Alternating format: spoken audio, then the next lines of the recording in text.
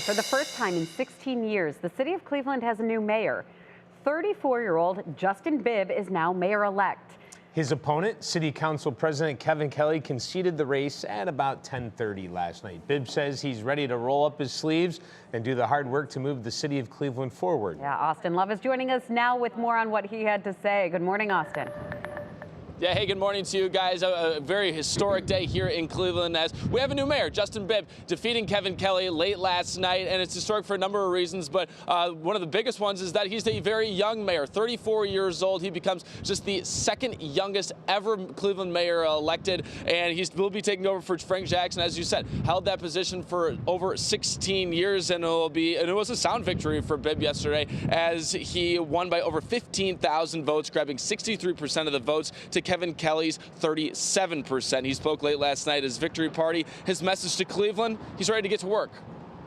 Tomorrow, we get to work on building a more modern and responsive City Hall that's going to return your phone call when you call 601 Lakeside Avenue. I ask for your support, your continued faith and prayers in this movement.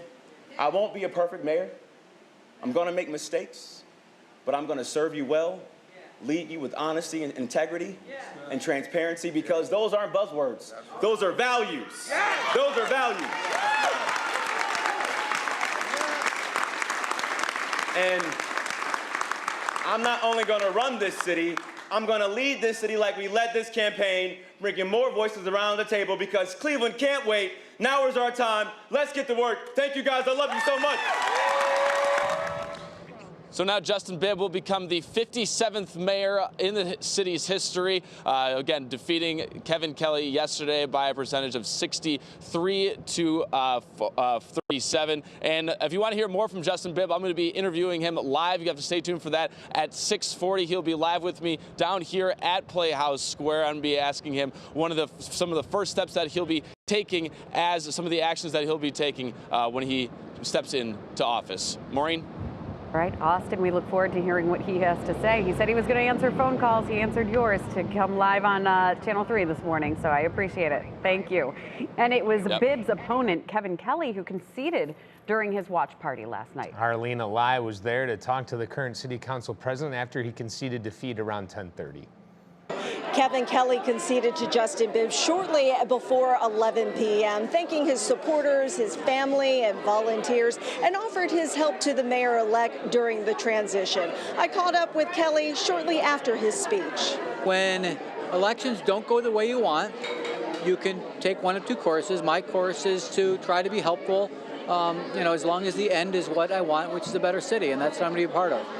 What kind of advice do you have for Mayor-elect Bibb? If he needed my advice, he wouldn't be on the winning side of this one.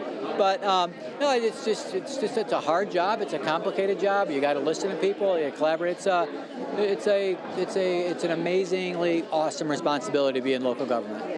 So what's next? Well, after serving as city council president since 2014, Kevin Kelly will be replaced by a new city council president. In fact, this Friday, the city council, as well as council members-elect, will gather to elect the new city council president, replacing Kelly after 8 years.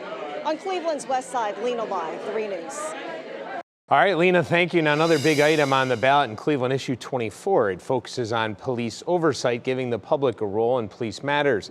Charter amendment passed with just under 60% of voters approving of the issue. This initiative will establish a civilian police review board and allow a special commission of citizens chosen by Mayor-elect Justin Bibb to be in charge of investigating reports of police misconduct. But there's a lot of concern coming from the Cleveland Police Union. President of the union, Jeff Fulmer, tells us on behalf of the police, quote, "It's so disappointing that the majority of the votes fed into a vengeful group. This charter passing will be the downfall of Cleveland.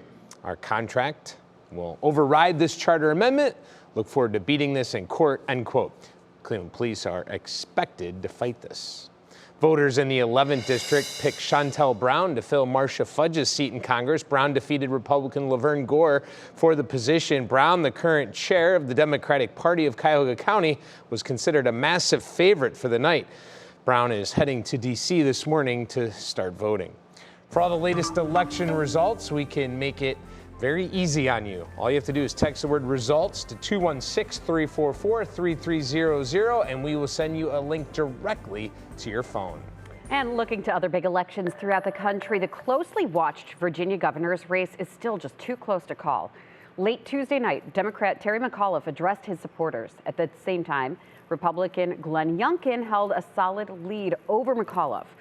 Virginia is the state that former President Trump lost by 10 points, and many believe that Virginia's results could be a leading indicator of where next year's midterm elections are headed.